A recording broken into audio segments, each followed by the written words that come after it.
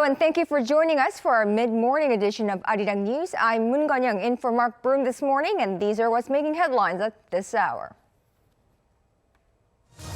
South Korea's on-year inflation in August dipped to an all-time low, and the nation's central bank cuts its on-quarter economic growth for the April to June period to 1.0%, down from a 1.1% gain reported earlier. South Korean President Moon Jae-in will be in Myanmar today, the second leg of his three-nation Southeast Asia tour, where he'll sit down with the state councilor and Nobel Peace Prize laureate Aung San Suu Kyi and President Win Myint. Chinese Foreign Minister Wang Yi is in Pyeongyang for a three-day visit amid speculation that the two sides could discuss a possible visit to China by North Korean leader Kim Jong-un. But first, this just coming in. For the first time, South Korea's consumer prices did not rise at all in August compared to a year ago. For more, we have our Yoon Jung-min on the line. Jung-min, so tell us more about this inflation that dipped to an all-time record low. Well, sure, Kanyang. Statistics Korea announced this morning that overall consumer prices remained unchanged in August compared to last year. That's never happened in all months data have been collected since 1965. And since January, consumer inflation has stayed below 1%. The data show it was held down by lower prices for agriculture and fishery products and oil. In particular, agriculture goods fell some 11% on year due to relatively stable weather conditions this year. Oil prices were down more than 6%, driven by a drop in prices internationally and a temporary tax cut on fuel. Jung-min, we're also hearing this morning that the Bank of Korea has lowered its calculation of growth in the second quarter. Tell us more about this cut. Well, you're right, Kanyang. For the April to June period, the BOK revised the country's GDP growth down to 1% compared to the previous quarter to some $379 billion. Now that's slightly lower than what the bank initially predicted. The central bank mainly attributed the slow growth to sluggish exports and less government spending. By sector, growth in agriculture and fisheries fell more than 3%, while manufacturing grew slightly over 1%. This morning, the central bank also said real gross national income increased by 0.2% on quarter from April to June. That figure was slightly up due mostly to an increase in GDP despite a fall in exports. Well, that's all from me at this hour. Kanyang. All right, our Yoon Jung-min on the figures flowing in this morning on August and quarter two numbers. Now, first Vice Minister of Economy and Finance Kim Yong-bum says weak inflation data in recent months has not led to concerns about deflation just yet. At an economic policy meeting between the Finance Ministry and the Bank of Korea Tuesday morning, the Vice Minister said low consumer prices in the last 8 months come more from the supply side rather than from demand, as global oil prices and agricultural goods prices drove down consumer prices. Bank of Korea's senior deputy governor Yoon Myeon-sik also said low inflation has been seen widely across major economies since the global financial crisis, and that population trends and e-commerce have contributed to lower consumer prices. He said that the BOK will exchange information with the Finance Ministry regularly to further monitor the changes in consumer prices and the effect on the local economy. Meanwhile, Justice Minister nominee Cho Kuk held over an 8-hour-long press conference at the National Assembly last night.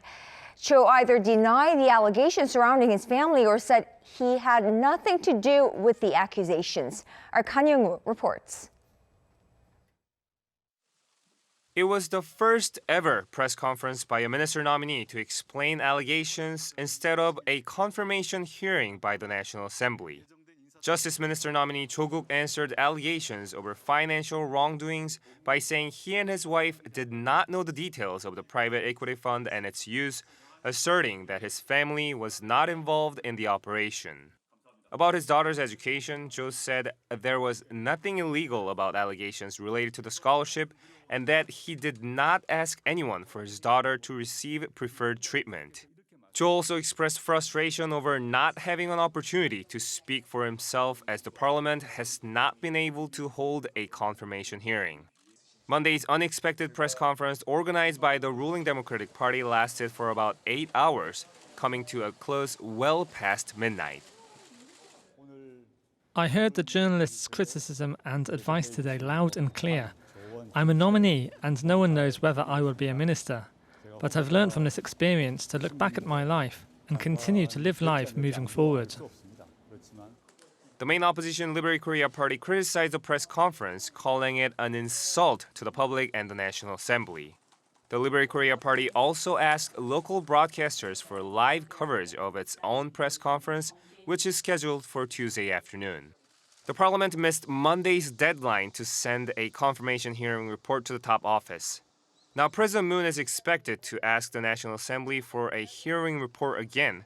But this time, if the lawmakers miss another deadline, Moon can go ahead with the appointment of Cho, a former senior presidential secretary for civil affairs. Kang-young-woo, Arirang News. South Korean President Moon Jae-in will be in Myanmar today, the second leg of his three-nation ASEAN tour. Like in Bangkok, he's expected to focus on ways to help Korean firms make inroads into the local market.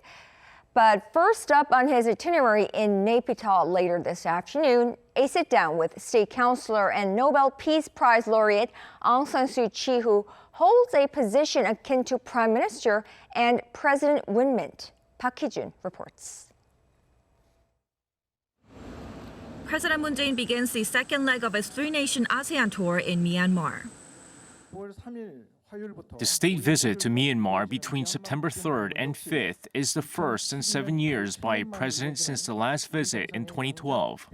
We plan to institutionalize the basis for economic cooperation with Myanmar, which has great potential for growth, and discuss ways to achieve joint sustainable growth.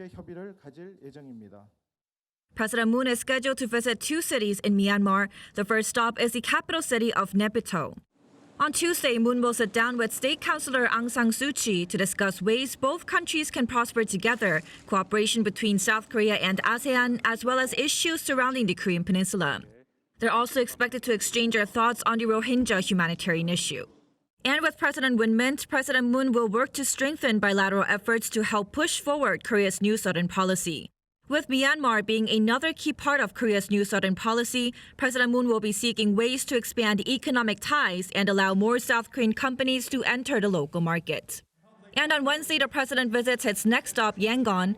There, the president will deliver a speech at a business forum held along with a groundbreaking ceremony for an industrial complex created by the two governments. Korea gets to help build infrastructure for Myanmar in return for easier access to the local markets. President Moon leaves Thailand with the country's full support for Korea's New Southern policy. He'll be looking for more of the same from Myanmar, another important country for the Moon administration's goals for the region. Park Hee-jun, Arirang News, Bangkok. Chinese Foreign Minister Wang Yi arrived in Pyeongyang Monday to hold talks with his North Korean counterpart. Now, the latest visit comes amid speculation that the two sides could discuss a possible visit to China by North Korean leader Kim Jong-un. The U.S. meanwhile says it'll continue to closely coordinate with China regarding this visit. Our Lee Seung-jae has this full story. After leaving Beijing International Airport on Monday afternoon, Chinese Foreign Minister Wang Yi arrived in Pyongyang later in the day to meet with his North Korean counterpart during his three-day stay in the North Korean capital. The visit comes as the Chinese Foreign Ministry announced last week that the two sides will take follow-up steps to advance their relationship.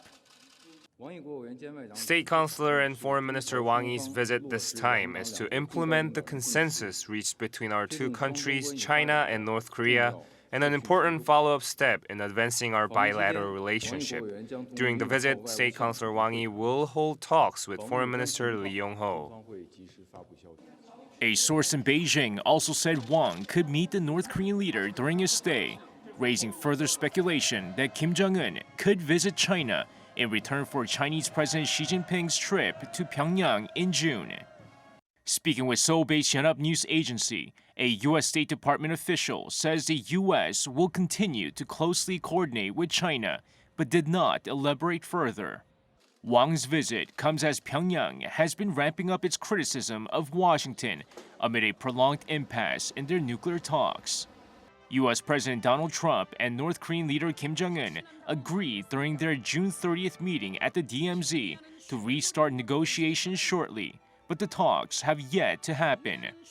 China, North Korea's only major ally and economic benefactor, is seen as holding influence over Pyongyang, including through its enforcement of UN Security Council sanctions on the regime. Lee Seung-jae, Arirang News. It looks like South Korea's national soccer team, led by Paolu Bentu, will face North Korea in Pyongyang next month for a World Cup qualifier. Hopes are running high on whether the match could help revive inter-Korean dialogue, as continued discussions is inevitable between the two Koreas leading up to that match. Our Kim Yo-sun with the details. The two Koreas are discussing through the Asian Football Confederation about holding a World Cup qualifier in Pyongyang next month. Seoul's Unification Ministry said Monday that they could also discuss the possibility of sending a South Korean cheering squad to the north, which could eventually lead to dialogue between the two Koreas. We have not yet been able to confirm the North's specific response, but I believe that there could be further discussions about sending South Korea's cheering squad. The ministry also said that the Korean Football Association is discussing details regarding players and broadcasting with its North Korean counterpart. Last month, North Korea expressed its intention to host a match at Pyongyang's Kim Il-sung Stadium after the two Koreas were placed in the same group for the second round of qualification for the 2022 FIFA World Cup. The match, if it takes place as planned in Pyongyang on October 15th, will mark the first time that the two Koreas will play a World Cup qualifier in North Korea. During the qualification rounds for the 2010 World Cup, South Korea played its two away matches against North Korea in China because Pyongyang requested the games to be held in a third country. It's yet to be seen whether the October match could revitalize the stalled inter-Korean dialogue following a lack of progress in denuclearization negotiations between Pyongyang and Washington. Kim Yo-sun, Arirang News. U.S. Forces Korea Commander General Robert Abrams will participate in the 2019 Seoul Defense Dialogue, a multilateral security dialogue platform for the Asia-Pacific, hosted by the South Korean Ministry of National Defense from Wednesday through Friday. The ministry said Monday that Abrams will attend the opening ceremony as well as the official dinner hosted by Seoul's Defense Minister Chung Kyung-do. Now, this is the first time the U.S. Forces Korea Commander is attending the event, which marks its 8th anniversary this year. Analysts say the move can be interpreted as an attempt to alleviate concerns over possible tensions between Seoul and Washington following South Korea's withdrawal from the intelligence sharing pact with Japan. Japanese Prime Minister Shinzo Abe is reportedly planning to visit China in December to hold talks with President Moon Jae-in and Chinese Premier Li Keqiang, although we cannot confirm at this time that President Moon Jae-in will be traveling there.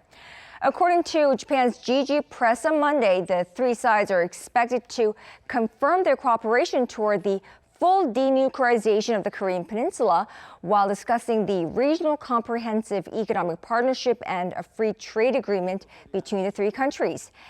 Now, according to a Japanese government official, a Moon-Abe meeting is unlikely to take place due to the worsening bilateral relations. The three leaders last met in Tokyo in May 2018. South Korean Prime Minister Lee Nak-yeon met Monday in Seoul with the chief of an association of lawmakers from both countries to discuss the current diplomatic tensions.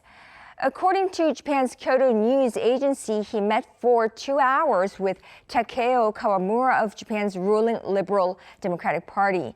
The report said they talked about how they might hold a summit meeting between their country's leaders, but the report did not offer any more details. Prime Minister Lee took the opportunity to express Seoul's position on Japan's export restrictions on South Korea, as well as Seoul's withdrawal from the bilateral intelligence sharing pact, or Seoul's decision not to extend it. Kawamura is in Seoul to attend a cultural exchange event. China has filed a complaint at the World Trade Organization over the latest U.S. tariffs on billions of dollars worth of Chinese imports. The U.S. began imposing 15% tariffs on a variety of Chinese goods Sunday, and China began slapping new duties on U.S. crude oil, further escalating their trade war. Now, according to China's Commerce Ministry, Washington's latest tariff actions violate the consensus reached by leaders of China and the U.S. in Osaka in June, and China will defend its legal rights in accordance with WTO rules. The lawsuit is the third Beijing has brought to challenge U.S. President Donald Trump's China-specific tariffs at the international organization that limits the tariffs each country is allowed to charge. Meanwhile, Bloomberg reports U.S. and China trade officials are struggling to agree on the schedule for planned meeting this month to continue trade negotiations after Washington rejected Beijing's request to delay the tariffs that took effect over the weekend.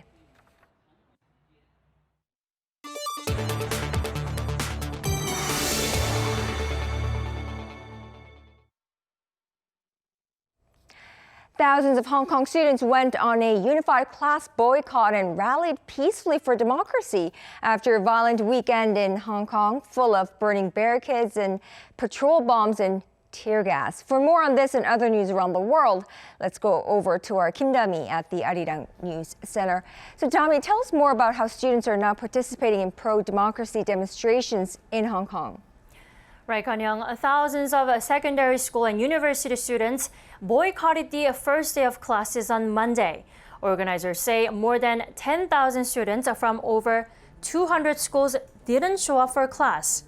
Instead, secondary school students gathered for a rally in downtown Hong Kong wearing black and with gas masks and goggles on. Creating a line several hundred meters long, students cried out, "Strike for the future."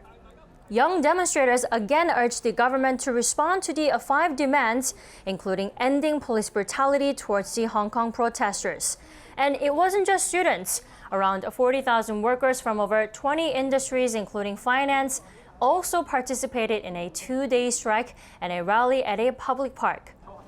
On Monday, a Chinese state media warned that the end is coming for those attempting to disrupt Hong Kong.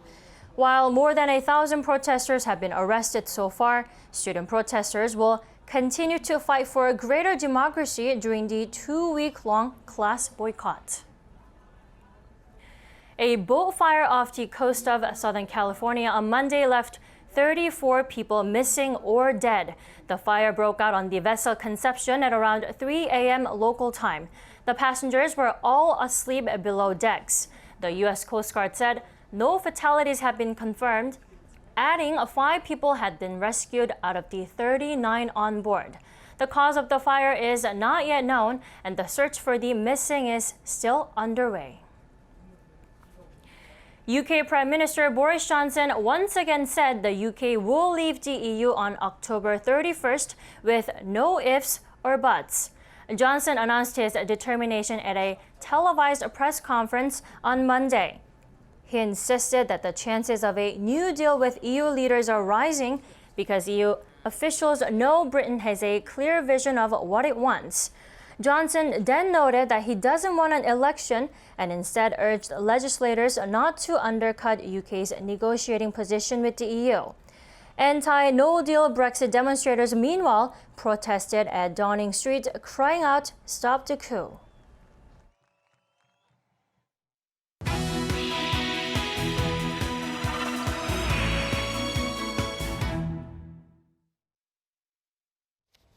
And time now for our Life and Info segment, where we offer you useful information for your everyday lives. South Korea will extend the visa period for foreign workers employed in seasonal agricultural work from the current 3 months to 5 months. The Justice Ministry announced a plan to revise the immigration law and create a new type of visa for seasonal workers. The new law will be implemented pending an approval at cabinet meeting in November.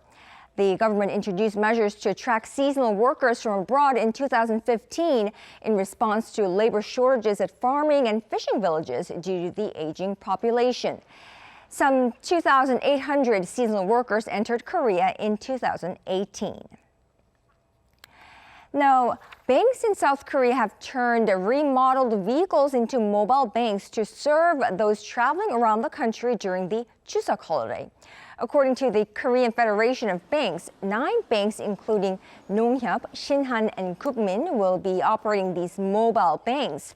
They'll be located at 14 places across the country, including highway rest stops, train stations, and large retail stores from next Thursday through Sunday. Customers can do their day-to-day banking and also exchange money at their mobile banks. In addition, 33 banks in areas where people frequently exchange money, such as airports, will operate longer business hours over the holiday period. People are increasingly looking for convenience and simplicity in their lives, and fresh produce is, of course, no exception. Small, seedless, and easy-to-eat fruits are what Korean consumers have been after. Our Park Se-young has more.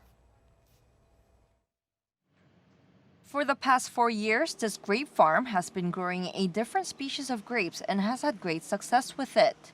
Seedless and very sweet, Shine Muscat are green grapes that you can eat without peeling. A carefully wrapped bunch costs around $12 to $17, which is 6 times the price of the grapes the farm previously grew. The consumer response has been really good, and we've been reaping profits many times larger than with the previous species of grapes.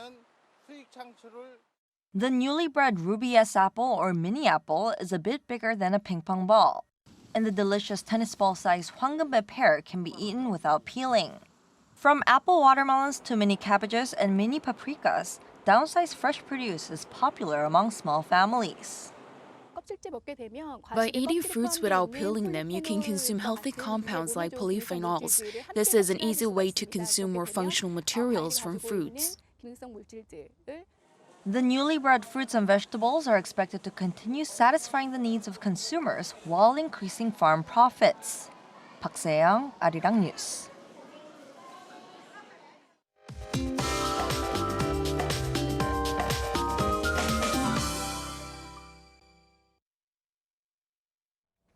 Good morning.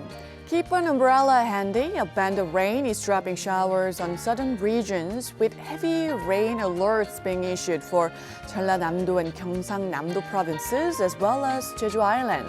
And rain will pour down on southern parts of the country during the day.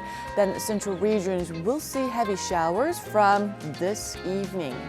The central western regions will get soaked tomorrow. There could be up to 300 millimeters of rain, so be well prepared for heavy showers. What's more, the 13th typhoon of the season, Ling, is making its way towards the central regions. Tropical storm Ling is forecast to continue to strengthen and hit Korea's central regions by the weekend, bringing heavy rain and strong winds. So we really do need to keep close watch over the typhoon's developments. And today's daily highs will be a touch cooler than Monday, ranging from 25 to 29 degrees Celsius. That's Korea for you, and here's the international weather for viewers around the world.